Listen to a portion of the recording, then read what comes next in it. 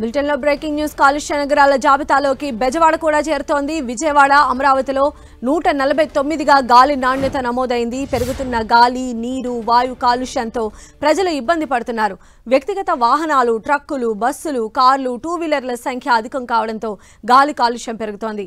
పలు వాహనాల నుంచి కార్బన్ మొనాక్సైడ్, నైట్రోజన్ ఆక్సైడ్ పరిమితికి మించి విడుదలవుతోంది. దీంతో కాలుష్యం ఒక్కసారిగా పెరిగిపోయింది.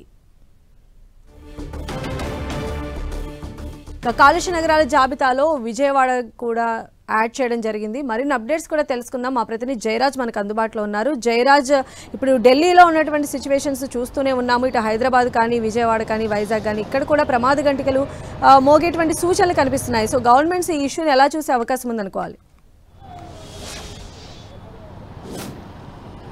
సంజయ్, ఈరోజు దేశవ్యాప్తంగా ఈ కాలుష్యం మీద పెద్ద చర్చ జరుగుతున్నటువంటి నేపథ్యంలో ఢిల్లీ లాంటి మహానగరంలో కూడా విద్యా సంస్థలను బంద్ చేసేటువంటి పరిస్థితి ఉంది.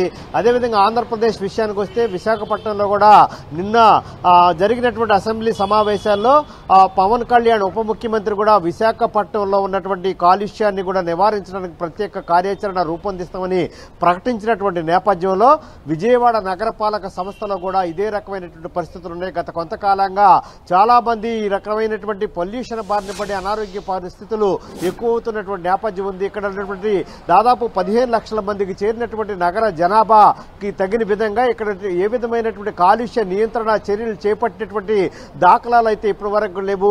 విజయవాడ నగరపాలక సంస్థ విస్తరిస్తున్నటువంటి నేపథ్యం ఉంది. సిఆర్డీఏ పరిధిని కూడా ప్రభుత్వం విస్తరించినటువంటి పరిస్థితి ఉంది.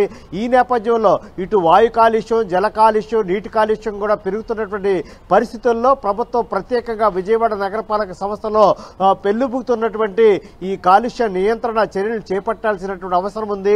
అప్పుడప్పుడు ఏడాదికి ఒకసారి నియంత్రణ చేసేటటువంటి భాగం నేపథ్యంలో అటు ఆ కాలువల్ని శుభ్రం చేయటం, అదేవిధంగా ప్లాస్టిక్ ని నిరోధిస్తామని చెప్పేసి ప్రభుత్వం చేసేటువంటి ప్రకటనలు అవి కొద్ది రోజులు మాత్రమే పరిమితం అవుతున్నటువంటి నేపథ్యం ఉంది. జల కాలుష్యం, వాయు కాలుష్యం నియంత్రించకపోతే రాబోయే రోజుల్లో పూర్తి స్థాయిలో ఈ రకరకాల వ్యాధులు బారిన పడే అవకాశం ఉందనేటటువంటి అంశం ఇప్పటికే వెలుగులోకి వచ్చిన నేపథ్యంలో ప్రభుత్వం తప్పకుండా విజయవాడ నగరపాలక సంస్థలో ఈ కాలుష్య నియంత్రణ చర్యలు చేపట్టాల్సినటువంటి అవసరం ఉందని చెప్పొచ్చు సంధ్య. Okay, right Jayaraj.